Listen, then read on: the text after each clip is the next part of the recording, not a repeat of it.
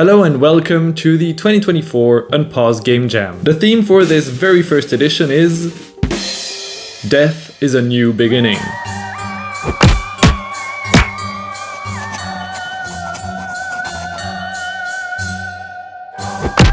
Death in video games is a huge topic, and I could make a 30-minute video out of this just to scratch the surface of this topic. In video games' early days, death usually meant try again.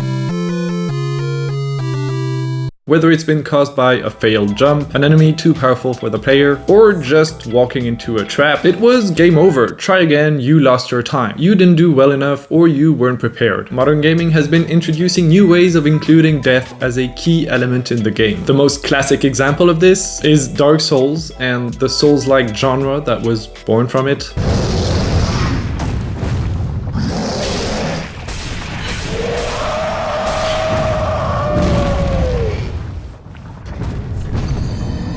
Death in a Souls-like is an unavoidable way for the player to progress. They will force you to die and retry, learning from your past failures to correctly anticipate and adapt to the enemy's attacks.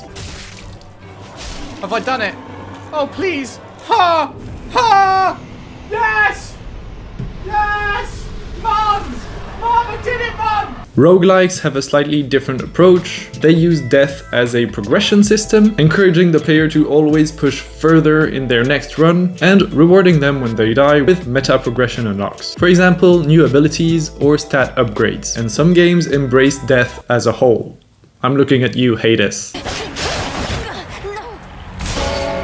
Not only death is an unavoidable way to progress, but the whole lore and universe is built around the concept of death. In video games, death is never a full stop, and this is the concept we are going to explore in this game jam. This theme can be interpreted in many different ways. The first thoughts that came to my mind were centered on mechanics around the player character. Your player could completely change form when dying, or unlock new abilities, become more powerful, but how about making not the player, but the mobs and creatures surrounding him have a specific mechanic around death and a new beginning. Death in your game could even be affecting the environment around the player, whether it be the player switching from a universe to another, or the environment being transformed locally where the player dies, or where enemy creatures die, for example. Now let's take a step back, because until now I've been focusing on games and experiences where the player controls a character. But how could this theme be implemented in a game where the player does not control one specific character? For example, a city builder.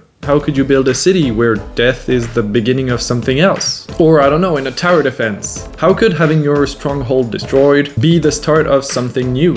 Or you could even take this theme as a general setting for your game, or take a more philosophical approach, for example. So I've already been through the rules of this jam. You'll find them in the previous video or directly in the jam's itch page. As promised, you'll find in the community section of the itch page a link to claim the commercial versions of 3 MiniFantasy asset packs for free. Together with Krishna, the creator of the assets, we carefully picked 3 asset packs in order for you to have a diversity of asset types. So we have monster creatures, which is a pack centered around monsters and mobs. We have an environment pack, Crypt of the Forgotten, pretty in line with the theme. And finally, Heroes 3, which is a player character pack with awesome animations. And if like me, you fall in love with the MiniFantasy assets, keep in mind we're running a special deal for you on the whole MiniFantasy collection. You'll find a link in the description to that deal. But remember, if you want to use any other asset, or if you even want to create your own art for the jam, feel totally free to do so. We just wanted to create a starter pack for people who don't necessarily have assets and who want to jump straight into development. Let me also remind you, there are prizes in this jam. The winner will get 1 year of MiniFantasy content updates for free.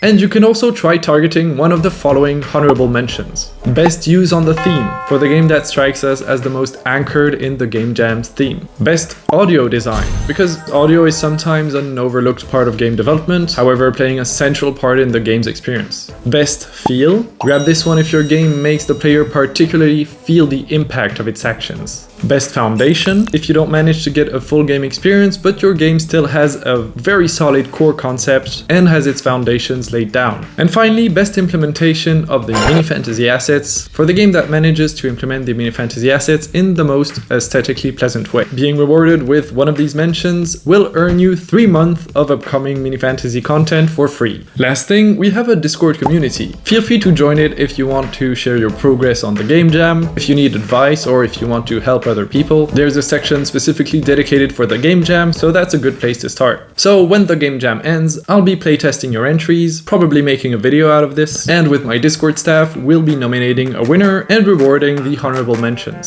So see you in a few weeks. Good luck to all of you for this jam. I'm super excited to see what you come up with. Get ready to chain press that play button.